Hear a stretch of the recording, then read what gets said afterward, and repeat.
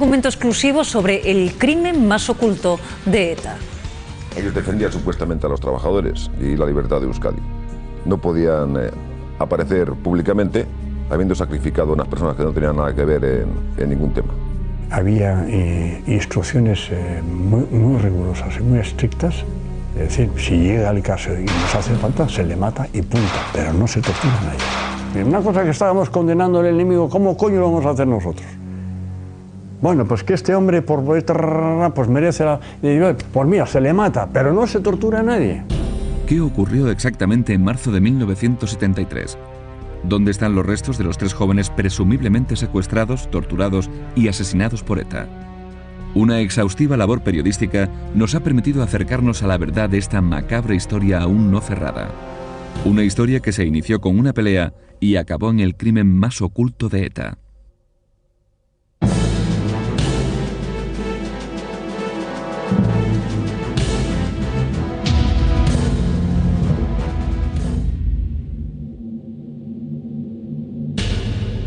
José Humberto Fouz llegó a Guipúzcoa buscando un futuro mejor. Tenía 28 años. Trabajaba como intérprete en una empresa internacional de transportes. Fernando Quiroga Veiga emigró de Galicia buscando una carrera profesional.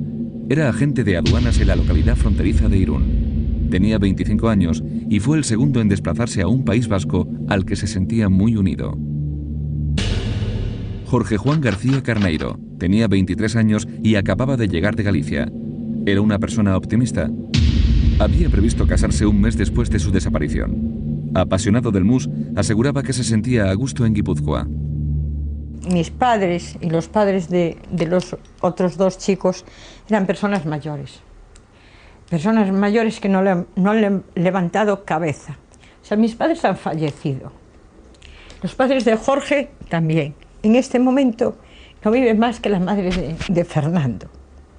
O sea que se han muerto sin haber, digamos, visto lo que ha sucedido. Los cuerpos de Humberto, Fernando y Jorge nunca han sido encontrados. Durante más de 30 años, las familias de los 3 jóvenes se han enfrentado a la pasividad de las autoridades. Además de sus recuerdos, para la confección de este relato hemos acudido a los testimonios de protagonistas excepcionales, de uno y otro lado, que en aquellos días estuvieron muy cerca de los hechos. No eran policías ni mucho menos ni confidentes, fueron unas personas jóvenes que fueron a divertirse a Francia, circunstancia que pasaba con muchos españoles, y a la vuelta, pues cuando habían visto una película y se habían tomado unas copas, pues pararon en un local y ahí fue donde sucedió lo que sucedió. José Amedo, ex policía.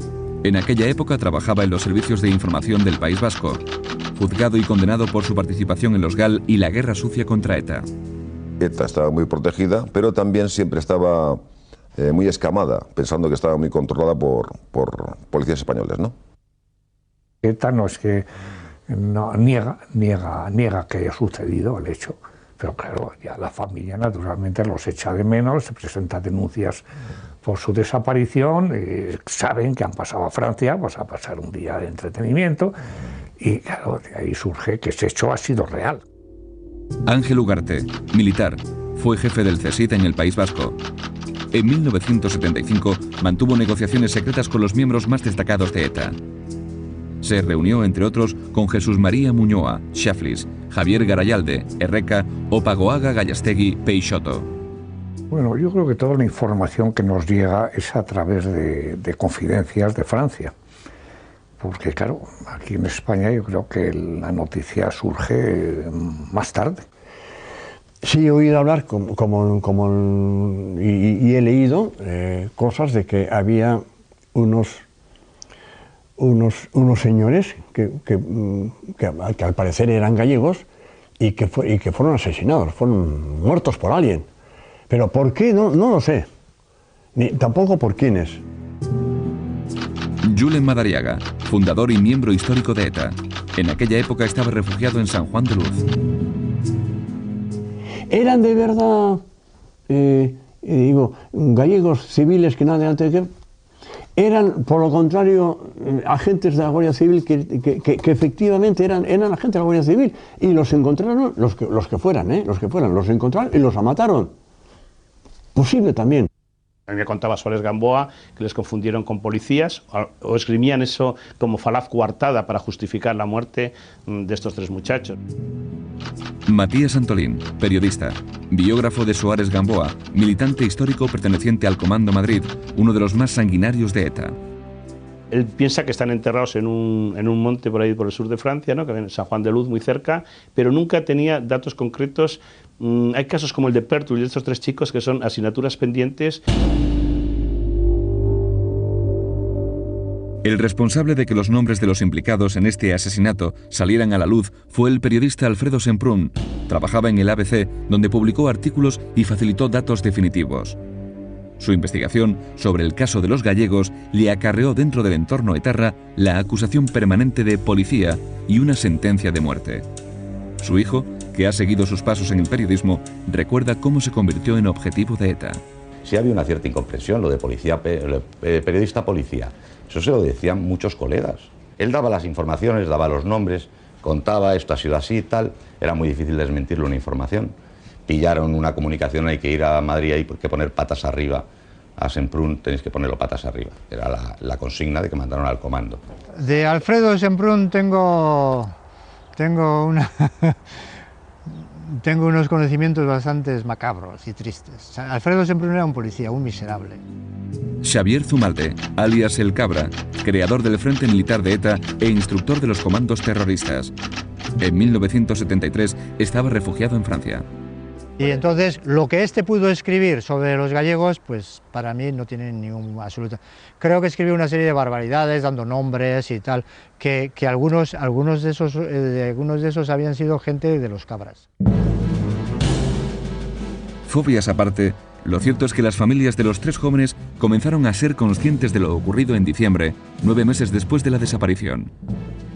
Alfredo Semprún publicó en ABC un artículo estremecedor en el que revelaba información trascendental del caso. Empieza la investigación y es el que obtiene una fuente en Francia que le dice, mira, ha pasado lo que ha pasado, es decir, ha habido una pelea con ellos, los han confundido con policías y los han asesinado, los han torturado y los han asesinado. Tomás Pérez Revilla. El suyo fue uno de los principales nombres desvelados por Semprún en sus artículos. Revilla fue uno de los primeros e históricos miembros de ETA. Se exilió a Francia, donde formó parte del sector más duro de la banda. Era un hombre duro y aficionado a la bebida. Se le veía con mucha frecuencia por todos los barrios del Petit Bayona, alternando. Tenía un odio tremendo a todo lo que no fuera lo que ellos representaban. Y bueno, este hombre en aquel momento pues tenía peso en la organización. Y era un hombre cruel. Y el Tomás Pérez Revilla era un hombre y me permita la frase, era un hombre chulesco y desafiante, que se paseaba por San Juan de Luz, se paseaba por Biarritz, se paseaba por Hendaya, incluso cerca de la frontera en Beovia, con una chapela, era un individuo relativamente alto, con una chapela grandísima y en un tono además totalmente desafiante. Luis Zeitegui, policía, fue inspector en la comisaría de Bilbao durante la década de los 70. Era un hombre, siempre lo consideraba muy sanguinario. O sea, era un hombre muy violento y siempre muy amigo de las armas y una violencia extrema. ¿Cuál fue el papel de Tomás Pérez Revilla en el asesinato de los tres jóvenes gallegos? Los policías españoles de aquellos días no dudan en responsabilizarle del secuestro, muerte e incluso tortura de los tres jóvenes. Versión que no comparten los responsables de ETA que le trataron entonces. Muy buen militante. Muy hombre, no sé cómo decirte. Tomás, no, dime otra cosa, pero a lo mejor es maricón y no me he enterado. Pero torturador, es que no, a Tomás no le va ni por el forro, ¿no? Para mí Revilla era un hombre bravo, era un hombre valiente. A mí no me gustaba, pero la gente le quería porque era un militante muy bravo. Dicen que era sanguinario y tal, yo no lo sé. De todas formas, yo le he visto a Revilla cuando la acribillaron a balazos en el coche que iba con su mujer y su niña, y su mujer recibió 8 balazos y le salvó la vida porque se puso delante. Y Revilla apareció en mi casa pidiendo socorro para llamar por teléfono a la ambulancia y eso, porque su mujer desangraba por todas partes, y Revilla tenía una bala en la boina. la había rebotado y se había quedado enganchada en la boina, era una cosa curiosa. Y sí me acuerdo lo que me dijo Pedro Revilla, esto lo pagará alguno, era clásico en eso. O sea, Revilla era un hombre muy perseguido. ¿Cómo era? Era un militante y era producto de una situación de guerra sucia, guerra incruenta y tal. Si había participado, eso no, yo ni lo sé ni me importa, ¿no? De hecho, Tomás Pérez Revilla sería 10 años después una de las víctimas más destacadas de la guerra sucia. Lo mató el GAL en Biarritz al hacer explotar una motobomba. El testigo Román Orbe vivió para contarlo. Pues salíamos de ahí mismo, veníamos aquí, pasábamos y la moto estaba aquí mismo. Luego al pasar a este lado explotó, a mí me echó para arriba unos metros, fuimos ahí. Al caer el fotógrafo ya estaba a 10 metros, 7 o 10 metros de aquí. Pérez Revilla fue enterrado en San Juan de Luz días después. Son muchos ya los compañeros exilados de Euskadi Sur que han sido asesinados en Euskadi Norte. Son también muchos los compañeros que han muerto en combate. Pues sí, fue el GAL quien localizó a Pérez Revilla en el bar Laúd de Biarritz y le hicieron un regalo como suelen hacer ellos, ¿no? Le pagaron con la misma moneda que ellos solían pagar a los demás. Le pusieron una motobomba, le reventó, la deflagración lo dejó desnudo, lo quemó y murió al cabo de un mes. José Amedo estuvo procesado por este y otros asesinatos del GAL. Él y otros compañeros nunca disimularon su odio por Revilla. Cuando una etarra ha sido tan cruel, evidentemente, los servicios de información, que conocen en profundidad a este tipo de personas, pues sí, hay una inquina especial contra ese tipo de personas. Yo no tengo ningún reparo en decirlo, es una ley de vida, no somos ningunos santos, ni nada por el estilo. Si a compañeros nuestros le ha hecho todo esto, ya muchísima más gente, porque tiene una violencia inusitada. Incluso en ETA, por ejemplo, hemos visto morir muchachos y entonces no tienes tampoco ningún reparo en tenerles un odio acérrimo. Y yo particularmente, a mí no me produjo ninguna impresión, y lo digo, que muriera Tomás Pérez Revilla, incluso me alegré. El hombre que supuestamente disparó sobre los 3 gallegos se llevó su secreto a la tumba. Sin embargo, son muchos los indicios que le relacionan con el caso. A él y al también dirigente etarra José Manuel Pagoaga Peixoto, a quien vemos y que según el Lobo fue también autor material del asesinato. Gure begietako izarretaz hielos. Mikel Lejarza, el Lobo, se infiltró en ETA y fue el responsable de las mayores caídas etarras en toda la historia de la organización terrorista. Durante su paso por la banda, el Lobo asegura haber escuchado detalles espeluznantes sobre el trato dado a los 3 jóvenes gallegos. Cuando me lo contaron, la verdad es que se me puso la carne de gallina, ¿no? Porque cogieron a unos gallegos que los confundieron con policías y los mataron, pero de mala manera. Entre ellos era el Peixoto. Y hubo una conversación que realmente es duro decirlo, ¿no? Un momento en que uno decía, ¿te acuerdas cuando le sacamos los ojos con un destornillador? Cómo chillaban. Imagínate después de eso cómo te puedes sentir, ¿no? O sea, que si pillan unos policías que ellos creían que eran policías, que al parecer no eran policías, ¿no? Y les sacan los ojos con un destornillador, pues en vivo, pues yo pensaba, pues coño, si me pillan a mí, ¿qué van a hacer? Pues rodajas de como la salchicha, ¿no? ¿Torturaba ETA? Muy pocos han tenido acceso a estas imágenes. Corresponden a supuestas torturas grabadas por los propios etarras y que fueron realizadas, según testimonio de alguno de ellos, para poder soportar las vejaciones a las que se les sometía cuando eran detenidos. Teo Uriarte perteneció a ETA político-militar. Fue condenado por su pertenencia a la banda terrorista a 2 penas de muerte. Nos cuenta en primera persona las torturas a las que fue sometido. No eran interrogatorios inteligentes, ni mucho menos. Eran interrogatorios a base de jarabe de palo. Yo los 3 primeros días aguanté unas enormes palizas, y luego, cuando me pusieron a hablar, pues me y recuerdo que había dos que ellos le ponían nombre. Una le llamaban la botella turca, que el detenido estaba en el centro de un corro y todos los policías con estacas, porque para esas alturas ya las porras se habían roto con estacas, le iban golpeando a uno de un lado a otro, de un lado a otro, hasta que caía al suelo. Y en cuanto caía al suelo, volvían sobre uno, le golpeaban para que se pusiera de pie y así seguían hasta que ya pues uno no podía. Y otro era lo que le llamaban el quirófano. Le colocaban a uno en el borde de una mesa, se sentaba un policía sobre las piernas y en el filo de la mesa uno ya tenía el estómago y los genitales levantados, y entonces le golpeaban con porra en el estómago, iban bajando hacia los genitales, volvían a subir hacia arriba del estómago y volvían a bajar hacia los genitales. Las imágenes fueron emitidas en algunas televisiones europeas y atrajeron la atención de ciudadanos contrarios al régimen de Franco hacia la causa etarra. De esta forma, durante el proceso de Burgos, en el que se enjuició de forma sumarísima a 16 personas por pertenencia a ETA, la banda ya se había ganado una cierta simpatía de los sectores antifranquistas. También se ven por primera vez estas imágenes. Corresponden a un encierro de refugiados vascos en la Catedral de Bayona para protestar por el proceso de Burgos y fueron grabadas por los miembros de ETA. Y es que resulta imposible explicar un caso como el acaecido con los 3 jóvenes gallegos sin detenerse antes a analizar la tensión que se vivió en Euskadi en los primeros años de la década de los 70. En este conflicto jugó también un papel capital el denominado Santuario francés. En Iparralde era una época de gran crispación, una época dura, terrible.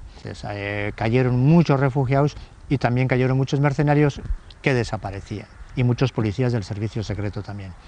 De vez en cuando pues aparecía en un blocao algún muerto, aparecía flotando en las playas, o aparecían en los búnkeres allí tirados, o incluso como llegaron a aparecer al bajar la marea pues con un bloque atado a las piernas, ¿no? Como los mafiosos, ¿no? En Francia, en los primeros años de ETA, se llegó a considerar a los terroristas vascos como refugiados políticos y defensores de la libertad y la democracia. La policía gala apenas colaboraba con la española, con lo que era prácticamente imposible cualquier investigación de las fuerzas de seguridad españolas.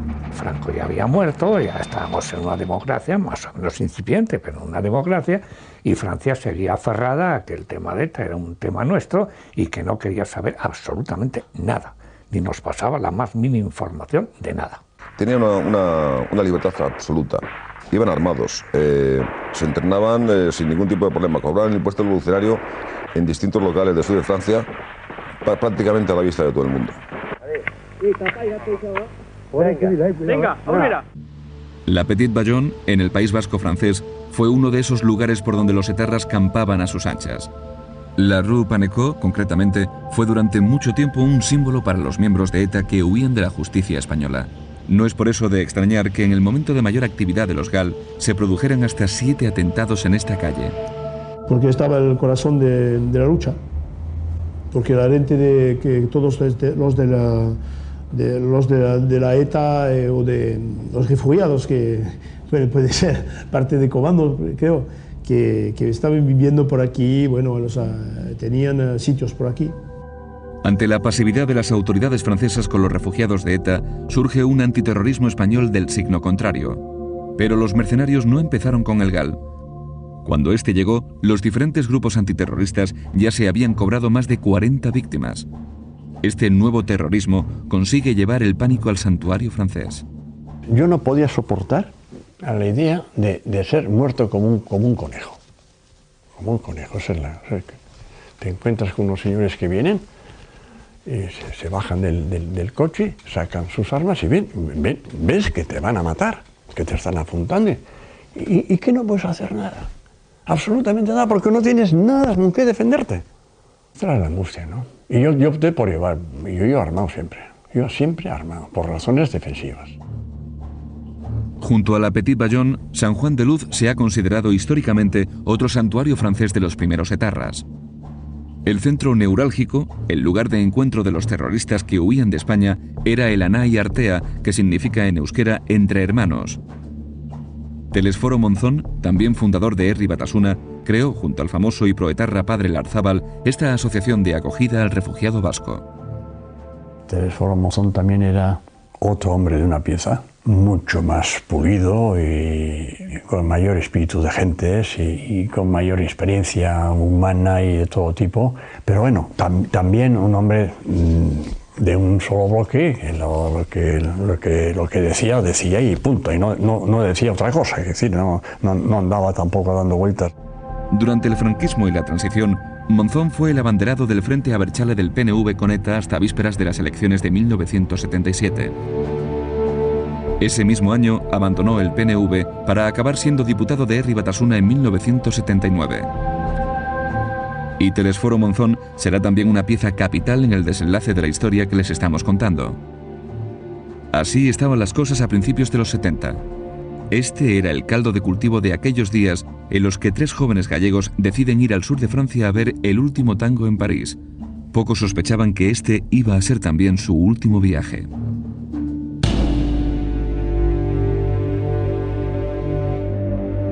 Aquel 24 de marzo de 1973 era sábado. Los 3 amigos almorzaron en casa de la hermana de Humberto, en Irún. Un día comiendo, pues dicen, mira, eso vamos a ir al cine a Francia, porque además en aquellos momentos, pues los fines de semana había cantidad de caravanas que iban precisamente a ver a Biarritz, a San Juan de Luz. Eso son unas películas que en España pues estaban prohibidas. Aún le dijeron a mi marido, si vienes con nosotros al cine, dijo, no, que yo tengo que ir a trabajar, me dejáis a mí en el trabajo. Como muchos otros días, Humberto, Fernando y Juan acudieron al bar Castilla para jugar al mus. Pepe, además del dueño, era compañero de cartas y amigo de los gallegos. Todavía recuerda qué ocurrió aquel día en el que pudo convertirse en una víctima más de ETA. Vinieron y me dijeron, Pepe, vamos a Francia esta tarde. Le digo, bueno, pues vamos. Bueno, pues entonces quedamos en eso, después de comer vamos. Y luego vino Humberto y me dice, Pepe, no puedes venir con nosotros a Francia porque no hay sitio en el coche, porque quiere venir mi hermana también. Bueno, digo, bueno, pues no voy. Después de la partida, los 3 jóvenes se fueron a San Juan de Luz para ver El último tango en París, película como otras muchas prohibida entonces por la España franquista.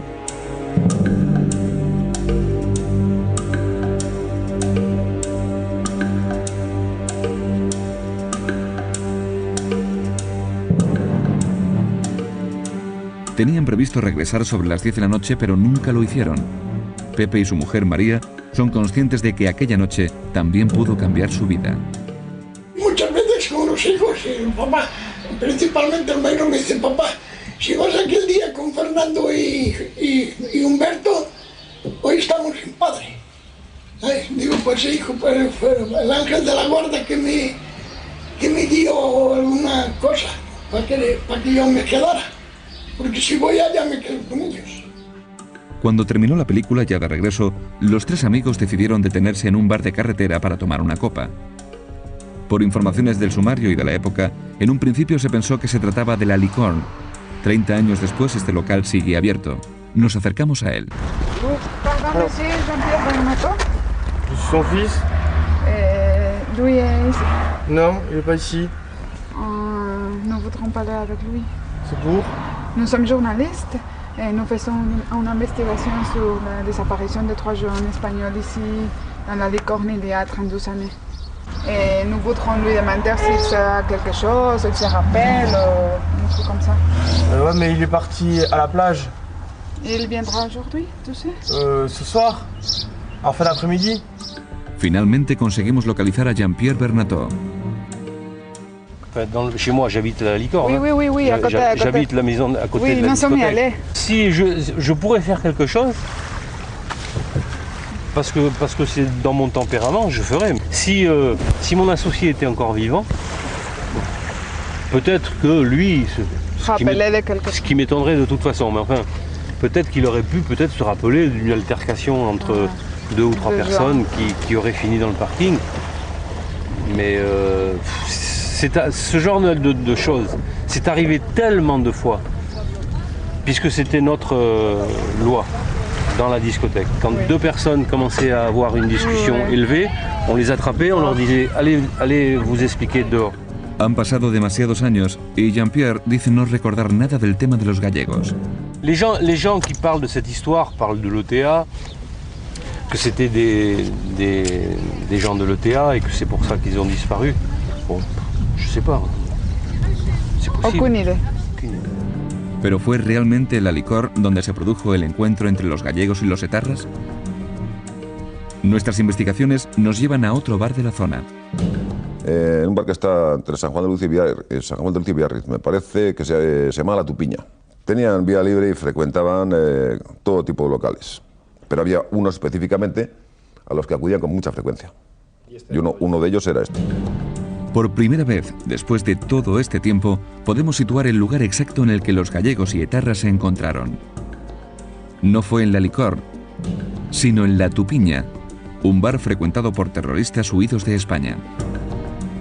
Se me metieron en el lugar equivocado. El lugar equivocado que tú no conoces, tú no sabes si te metes allí. Y resulta que ese bar estaba gente de ETA, parece ser que bebidos, que si algunos habían conseguido pasar la frontera y demás. No, es que ellos no sabían que en ese bar había... Ellos estaban actuando de una manera espontánea, ¿no? Se habían tomado unas copas y se estaban divirtiendo, habían visto una película determinada y luego pues siguieron su diversión, se tomaron unas copas y en aquel local pues cantaron, creo recordar que era de Asturias Patria Querida, y luego hubo unas diferencias, en otra punta estaban los miembros de ETA que también estaban tomando sus copas y pasó lo que todos sabemos, ¿no? En esas salas de fiesta se juntaban todos, policías, mercenarios, etarras, golfos, busca niñas y maricones y de todo. En la sala de fiestas era todo, o sea, ¿de dónde iba la policía? Pues donde estaban los refugiados. ¿Y dónde iban los refugiados? Pues donde había diversión. El hecho es que los terroristas los debieron confundir con policías españoles. El primer enfrentamiento en el interior del local se convirtió en pelea abierta en el aparcamiento. Entonces, 3 chicos, coche matrícula de La Coruña, con una americana, corbata. Dices, bueno, pues ya, había mucho policía gallego, pues policías. Nuestra investigación revela que Humberto, Fernando y Juan no fueron secuestrados en ese momento. Tras el primer encuentro, en el que recibieron una paliza, los gallegos pudieron marcharse, pero pronto fueron interceptados en la carretera. En 2 vehículos, uno de ellos el de Humberto, se los llevaron a una granja utilizada por ETA. A través de las informaciones procedentes de Francia, a través de ciertos confidentes, supimos que efectivamente ese cabaret famoso donde pues, asesinan a los 3 gallegos, o por lo menos a uno de ellos, era ahí, junto precisamente a ese caserío. En este caserío, para muchos una auténtica casa de los horrores, trataron de arrancar una confesión. Los etarras, en un primer momento, estaban convencidos de que habían capturado a 3 policías. Los interrogaron, muy hábilmente, evidentemente, le sacaron los ojos a alguno de ellos. Y cuando comprobaron que no tenía nada que ver, después de hacerles sufrir enormemente, no podían arriesgarse. Además, no estaban en condición de soltarlos y no podían arriesgarse al final eran trabajadores. Por eso, precisamente, porque comprobaron que eran trabajadores, ellos no podían desprestigiarse habiendo sacrificado a unos trabajadores. Mientras tanto, los familiares angustiados por la falta de noticias no saben dónde acudir en demanda de ayuda. Recurren a la Casa de Galicia en Irún, a cuyo presidente en 1973 hemos podido localizar. Cuando sucedieron los hechos, ellos fueron a San Sebastián y se dirigieron a la Casa Galicia para que miembros de la Casa Galicia, en ese caso yo el presidente, les presentara lo que ellos decían, que pudo ser la ETA quien los había asesinado, que le presentara miembros de la ETA. Y yo dije que yo eso no podía presentarlos, porque no los conocía. Lo primero que Eliseo recuerda, y está dispuesto a reconocer, es que el miedo pudo frenar la actuación de la Casa de Galicia en un tema tan delicado como un triple asesinato. Pues con amenazas, o asesinatos, o cosas de estas, que es lo que todo el mundo de aquella teníamos miedo. Las familias acusan también a la Iglesia vasca de haberles dado la espalda. Su relación más amarga fue con dos de los religiosos más polémicos. El proetarra padre Larzábal, párroco de Socoa cuando ocurrieron los hechos, y José María Setién, obispo titular de San Sebastián entre 1979 y 2000. Tengo recortes de prensa aquí guardados, declaraciones de Setién y demás, y de Larzábal, que además cuando el Pérez Rivilla tuvo un atentado, que Pérez Rivilla era de ETA, le dio un infarto al corazón. Digo yo, sí, fíjate tú, qué pena nos da. O sea, que hay un infarto porque ha recibido un atentado el Pérez Rivilla, y la cantidad de personas que han muerto asesinadas por ETA, no le dio ningún infarto a este señor. Determinados sacerdotes, porque hay otro sector que no, pero determinados sacerdotes que aún siguen, digamos, apoyando de una manera u otra a los ETA. Tampoco sirvió para nada el recurso a instancias oficiales. Ante las insinuaciones y noticias que empiezan a filtrar algunos medios, los familiares presentaron una denuncia a las autoridades de los dos países. La policía francesa rastrearía la zona y poco más. La teoría de aquí del pueblo era que sería la ETA. Y otros decían, pues puede ser por una riña callejera, por alguna mujer, y eso era lo que la gente pensaba. Al cabo de unos meses pues empezaron a circular rumores y se publicó en algunos periódicos pues, que se habían topado con unos etarras y que los confundieron con policías españoles y bueno, los mataron y se deshicieron de los cadáveres. La autoría de ETA empezó a tomar cuerpo entre amigos y vecinos. A la escasa colaboración francesa se añadió pronto otra pega. En las Navidades de 1973, ETA asesinaba al almirante Carrero Blanco, presidente del gobierno.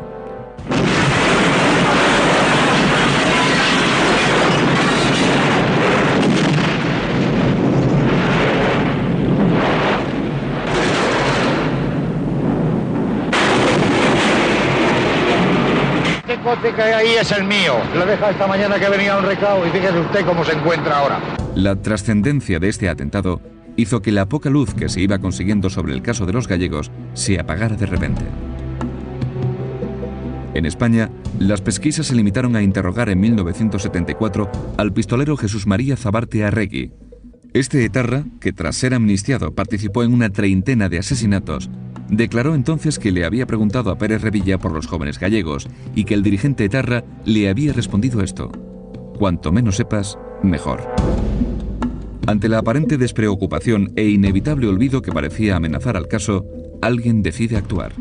Había interés en, digamos, en sacar el tema, ponerlo en candelero y de alguna manera forzar el que hubiera una exigencia de investigación. Esta es la respuesta a uno de los interrogantes que hasta ahora se cernían sobre este caso. ¿De dónde salieron los panfletos con las caras de Humberto, Fernando y Jorge que denunciaban su desaparición e identificaban a los presuntos asesinos? Los hizo y distribuyó la propia policía. Los pasquines normalmente, como otros pasquines que había una contrapublicidad de distintos temas, se hacían en la Dirección General de Seguridad en Madrid. Y luego los propios servicios informativos tiraban.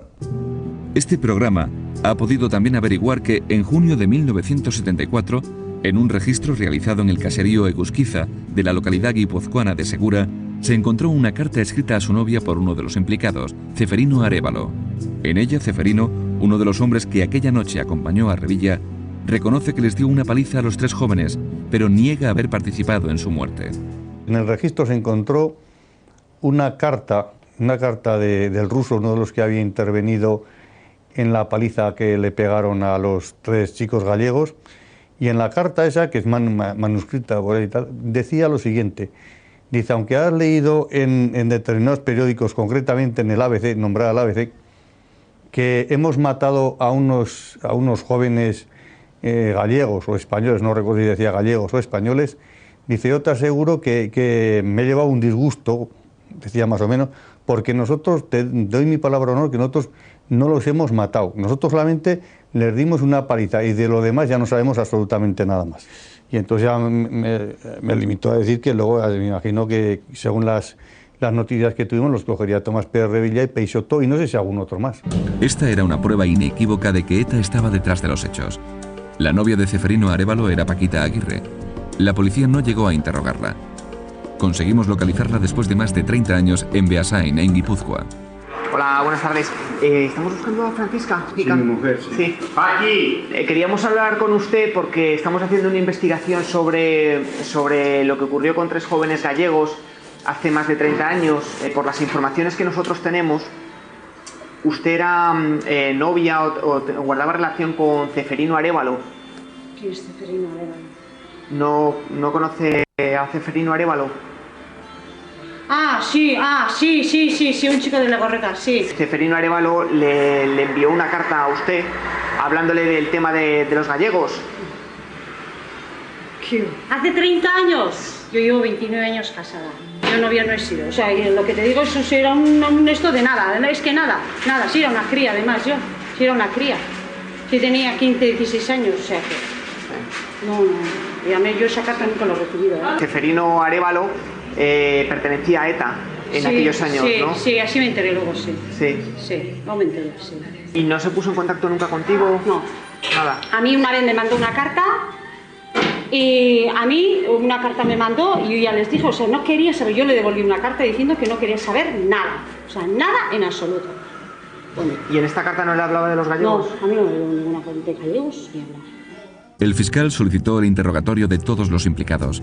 Además de Revilla, Ceferino Arévalo, alias El Ruso, Prudencio Sodupe, alias Pruden, Jesús de la Fuente Irureta Goyena, Basacarte, Sabino Achalandabaso Barandica, Sabin y Manuel Murúa El Casero. Pero el juez consideró que no era necesario. El sumario sobre la desaparición de los 3 jóvenes es muy corto, 148 folios. Ha permanecido durante años en el juzgado número 3 de San Sebastián y está compuesto sobre todo por artículos publicados en la prensa. Los jueces archivaron el caso en la temprana fecha de 1975, tan solo 2 años después de la desaparición de los 3 jóvenes.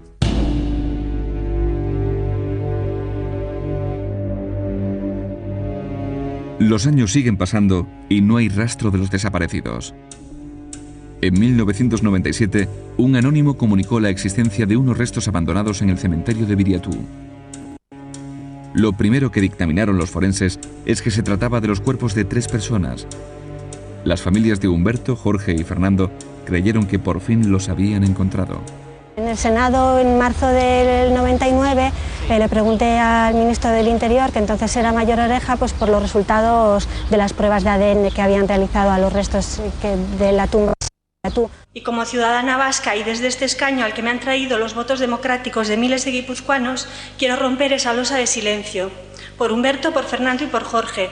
Por eso, señor ministro, ahora que nos acaba de sorprender con el anuncio solemne de que su departamento tratará de esclarecer lo que pasó con Pertur, porque entre otras razones fue compañero suyo de colegio, quiero pedirle que no olvide que hay otras personas a las que ETA hizo desaparecer y cuyas familias seguimos cargadas de razones y de legitimidad esperando respuestas. Quiero solicitarle su compromiso, el compromiso del Gobierno con la búsqueda infatigable e ininterrumpida de esas respuestas. Queremos saber dónde escondieron los cadáveres de Humberto, de Fernando y de Jorge. Eran 3 seres humanos y 3 familias a las que nadie escuchó ni ayudó. Solo un sumario que apenas ocupó un mísero tomo de 4 o 5 centímetros de grosor y que ya en 1975 fue guardado en alguna caja de algún sótano de un juzgado de instrucción de San Sebastián. Muchas gracias. Quiero decirle que el Ministerio de Interior, ya lo ha dicho, ha abierto una línea de investigación para el esclarecimiento de la desaparición de Eduardo Moreno Vergaleche. Simplemente por una única razón, no razones personales, la razón del esclarecimiento de la verdad, a través de la petición que ha hecho la familia de Moreno Vergaleche. Quiero decirle que esa línea de investigación que abre el Ministerio de Interior también está abierta a que podamos simultáneamente investigar las desapariciones a las que usted hace referencia. Y yo quiero decirle que si hay alguien o hay algún ministerio que tiene un especial interés en el esclarecimiento de los hechos, por las razones que le acabo de exponer, es y será el Ministerio del Interior. La sobrina de Humberto Fouz y parlamentaria del Partido Socialista de Euskadi consiguió, no sin cierta oposición de los partidos nacionalistas, que el Parlamento vasco instara al Gobierno a retomar la investigación. Chema Urquijo, director de Derechos Humanos del País Vasco, ha confirmado a este programa que ninguna de las pesquisas realizadas hasta ahora ha dado resultado. Coral está convencida de que muchas personas del entorno etarra y que hoy están fuera de la banda terrorista conocen detalles de lo que ocurrió. Por ello se ha puesto en contacto varias veces con uno de los implicados en el crimen, Manuel Murúa el Casero, supuestamente arrepentido de su pasado criminal y reinsertado. No obtuvo ni una sola respuesta a su pregunta. ¿Dónde están los cadáveres?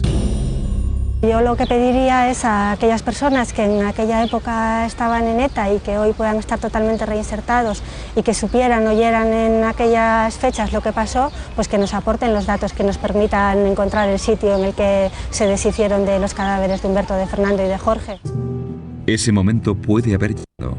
2 llamadas telefónicas, una en los años 90 al cuartel de Inchaurrondo y otra al diario El Mundo a principios de este año, indicaban que alguien del entorno etarra de aquellos días estaba dispuesto a desvelar información del caso. Partiendo de este hecho, trazamos una nueva línea de investigación. Publicamos un llamamiento de Coral Rodríguez. El delito ha prescrito. Ya han pasado más de 20 años desde que se cerraron las diligencias. Eso quiere decir que los autores del crimen ya no tienen responsabilidad penal. Aunque confesaran su crimen, la justicia no podría hacer nada contra ellos. Quizás todos estos motivos han servido para que alguien se decida a romper su silencio. El hecho es que recibimos una nueva llamada. Nuestro confidente nos indica una casa en la que pueden estar los cuerpos y nos hace llegar un mapa. Descubrimos que la casa perteneció a un dirigente político del País Vasco y fue de Herri Batasuna. Nos desplazamos hasta allí. Mikel Lejarza, el Lobo, nos confirma que la casa fue utilizada como refugio de etarras. Era una casa que se empleaba de paso. Iba gente de nivel de la organización. Dentro de lo que yo he oído y he visto y sospechado, me da la sensación de que en esa cuadra realmente puede existir uno de esos pozos, esos túneles que echaron abajo. Ese es el lugar donde pudieron estar ellos. Además del Lobo, nuestro confidente sigue aportando datos. Según él, en este terreno podrían encontrarse no solo los cadáveres de los 3 gallegos, sino también los restos de Eduardo Moreno Vergareche Pertur. Según este mismo confidente, el nombre de Pérez Revilla se ve envuelto también en el asesinato de los policías Jesús Martínez y Jesús María González. Sus cuerpos fueron hallados en la localidad francesa de Anglet en 1937, con disparos en la cabeza y las manos amputadas. Después de meses de trabajo, sentimos que nuestra investigación comienza a dar sus frutos. Por fin hay respuestas a las mayores incógnitas sobre el caso de los gallegos, la muerte de Pertur, un histórico de ETA, y el crimen de 2 policías asesinados y mutilados por ETA. Todos los casos parecen estar relacionados. ¿Nos encontramos ante la fosa común de ETA? Son muchas todavía las interrogantes que quedan abiertas. ¿Existe una fosa común de ETA? Si es así, ¿están enterrados en la fosa los 3 jóvenes gallegos y otras víctimas de la banda terrorista? Son algunas de las incógnitas que abordaremos en un reportaje de investigación que emitirá próximamente